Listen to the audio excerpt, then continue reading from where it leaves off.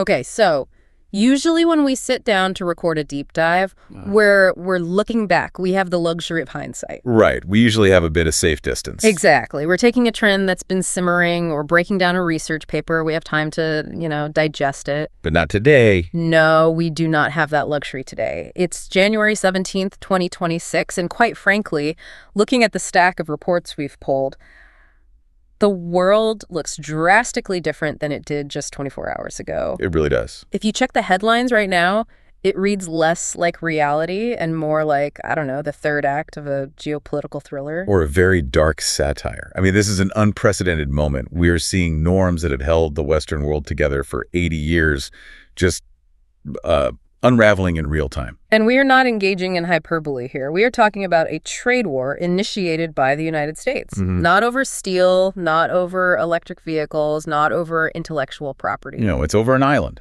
The world's largest island, to be specific. Greenland. So, our mission today is to verify and unpack this crisis. We have a massive stack of sources, CCTV news coverage from the last 12 hours, raw press releases from 8 different European governments, transcripts from Truth Social, and live reporting from the streets of Nuuk. And we really need to parse this carefully because the headline everyone is seeing is Trump wants to buy Greenland, which, sounds like a rerun of 2019. It sounds almost funny. It does, but the reality underneath, the actual mechanics of what was announced today is far more dangerous. It's gone from a diplomatic request to an economic ultimatum. So let's start with the catalyst, because this morning, January 17th, everything changed. It really did. We've heard rumors for a while, and we'll get to those reports on invasion plans later, which is a whole other level of crazy. But today, President Trump took to Truth Social and just dropped the hammer. Right. And for anyone thinking this is just bluster or, a negotiating tactic for something else, the details are incredibly specific. This isn't a vague threat. No. It's a structured, two-phase economic offensive. Let's walk through the numbers, because the precision here is what makes it so chilling. Okay, so phase 1 kicks in almost immediately. February 1st, 2026. That is just 2 weeks from now. 2 weeks. The U.S. is imposing a 10% tariff on all exports, but, and this is the key detail, it's not a blanket tariff on the EU. It is targeted. It's hitting 8 specific European countries. I was looking at this list, and it's essentially a who's who of America's closest friends. We're talking Denmark, obviously, yes. But also Norway, Sweden, France, Germany, the UK, the Netherlands, and Finland. This is the European 8. It is. And think about the economic integration there. A 10% tariff on Germany and the UK, that impacts global supply chains instantly. Oh, absolutely. Cars, pharmaceuticals, machinery. But the logic is clear. These are the wealthy Northern European and NATO core nations.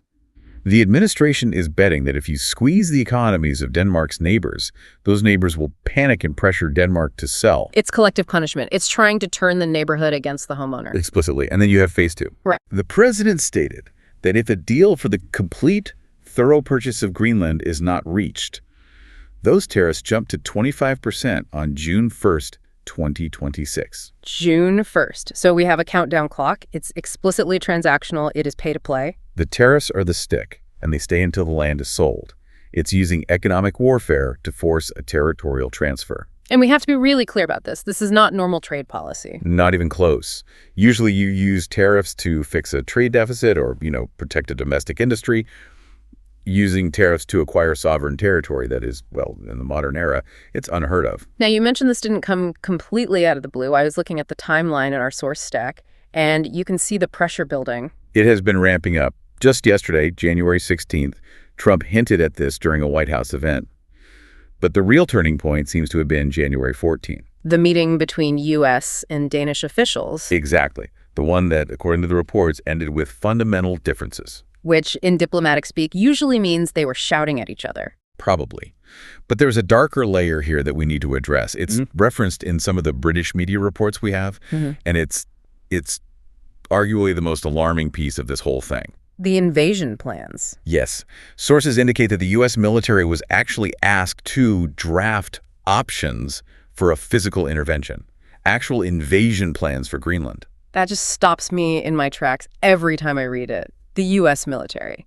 Invading a NATO ally, it sounds impossible. Now, to be fair to the nuance in the reporting, and this is important, the sources say the military leadership resisted this. Pushed back on it. Strongly. They apparently didn't want any part of it.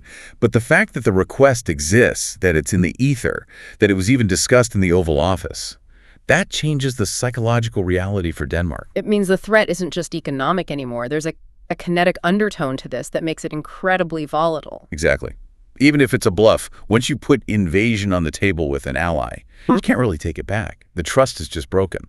So you have the White House turning up the heat to a boil. But I want to shift our gaze now to the Arctic. Because while the administration was posting on Truth Social, something very different was happening on the ground in Nuuk. This is so crucial. Often in these stories, we focus on the capitals, Washington, Berlin. We treat the territory in question as just a piece on a map. Right, a generic asset. But Greenland is home to 56,000 people. And today, they made themselves heard in a way that the world could not ignore. Let's paint the picture for you. It's January 17 in Greenland. It is freezing, and the streets of Nuuk are absolutely packed. The sources describe demonstrators blocking the roads, Leading specifically to the U.S. consulate. And this wasn't just a grassroots protest, though it was certainly that too. This is what makes it so significant. The government was on the street. Yeah, Greenland's premier, Jens Frederik Nielsen, was marching right there in the front line. And he gave a speech. He did, and it really cuts through all the geopolitical noise. He wasn't talking about tariffs or NATO percentages. He just said our future is decided by ourselves. Simple. Defiant. And you saw the unity, too. Yeah. You had former premiers Kim Kielsen and Mute Ajay there as well. These are political rivals, usually. They disagree on everything. But not on this. Yeah. On this issue. Absolute unity. Yeah. The police actually had to close roads because the crowds were so dense. It really emphasizes that this isn't a business transaction to them. This is existential. Completely. And it wasn't just in Greenland. The solidarity in Denmark is actually pretty moving, considering their complex history. Right. In Copenhagen, nearly 1,000 people gathered at City Hall Square. It's interesting to see because that relationship between Copenhagen and Nuuk, it's not always smooth. No, not at all. But this external threat has fused them together. The Danish tax minister, Anne Halsba Jørgensen, she gave a fiery speech. She said they were there to state once and for all, Greenland is not for sale. We saw protests in Aalborg, Aarhus, Odense. Basically, every major Danish city showed up. So what's fascinating here is the psychological shift. This isn't just governments bickering. This has triggered a massive popular movement about identity, about sovereignty. By trying to force a sale, the U.S. has actually solidified the bond between Denmark and Greenland. It's become a matter of national dignity. It reminds me of that old saying, nothing unites a family like an outsider attacking it. That is exactly what is happening. Which brings us to the reaction from the rest of Europe, because this is where the U.S. strategy seems to have backfired spectacularly. Right. The logic of targeting the European eight was clearly divide and conquer. That's the playbook. Sure. You hurt the German auto industry, and you expect Berlin to call Copenhagen and say, hey, just sell the island, you're hurting our economy. That's the rational, cynical play. Everyone looks out for their own wallet. But that is not what happened. Not even close. The response from the European aid has been what sources are calling a wall of sound. It is incredibly rare to see this level of rapid, unified pushback. Let's run through these because the language is surprisingly undiplomatic, not what you usually hear. No. Take the UK Prime Minister Keir Starmer. Usually the UK tries to be the bridge, the special relationship partner. Not this time. Starmer called the move completely wrong, promised direct engagement to stop it. He picked a side immediately. And Sweden. This one really stood out to me. Oh, absolutely. Prime Minister Ulf Kristersson was blunt. He just said, we will not be blackmailed. Blackmail, that is a heavy word to throw at your most important military ally. It is. But it shows how they see this, as illegitimate coercion. And you saw similar things from Norway's prime minister, who said allies shouldn't threaten each other. Finland's president argued for dialogue over pressure. And France. President Macron is never one to stay quiet on European sovereignty. And he framed it exactly as you'd expect, as a defense of that sovereignty. He said if these threats are confirmed, Europe will respond with unity and coordination. And even the big institutions are moving. The EU leadership, von der Leyen and Costa, they issued a joint statement. And their statement had a very specific warning.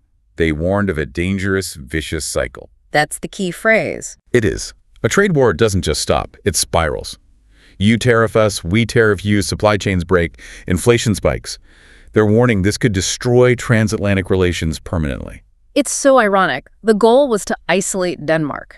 Instead, it has created the most unified European front against Washington we have seen in decades. Instead of a real estate deal, the U.S. has bought itself a diplomatic crisis with its oldest friends. It's a classic miscalculation of soft power.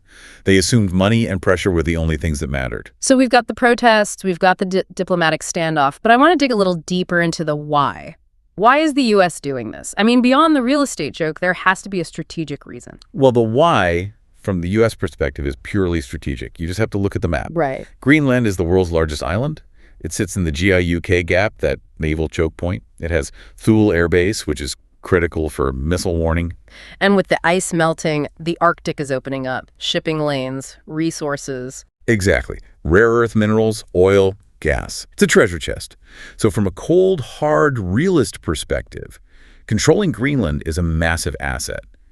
If you are playing a game of risk, you want Greenland. But, and this is a huge but, Right. wanting it and forcing a sale are two very different things. And this is where we have to bring in the legal analysis from our source material. We have notes here from Dragana Mitrovic, a professor at the University of Belgrade. And she offers a really sharp critique of the legality here. She does. Her argument is that this isn't just rude, it's a violation of the fundamental architecture of international law. She cites the UN Charter. What's the specific violation? It's the use of economic force to violate territorial integrity. You just can't use economic punishment to seize territory. That is the behavior of conquest, not commerce.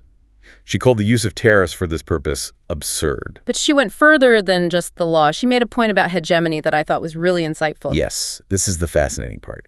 She suggests that this behavior actually signals a decline of U.S. hegemony. Wait, decline? But isn't imposing massive tariffs and demanding land a show of strength? It feels like muscle. That's one way to look at it, the strongman view. But Mitrovic argues that true leadership, true hegemony, relies on respect and soft power. It relies on getting people to want to follow you. Because they trust you. Exactly. When you have to resort to aggression, to what she calls violence in policy, it shows you've lost the ability to lead by consensus. You're using brute force because you've lost influence. That connects to something else she asked in the report. She posed the question, how can you truly respect such a country? Right. And that's the sentiment that seems to be growing, according to these reports.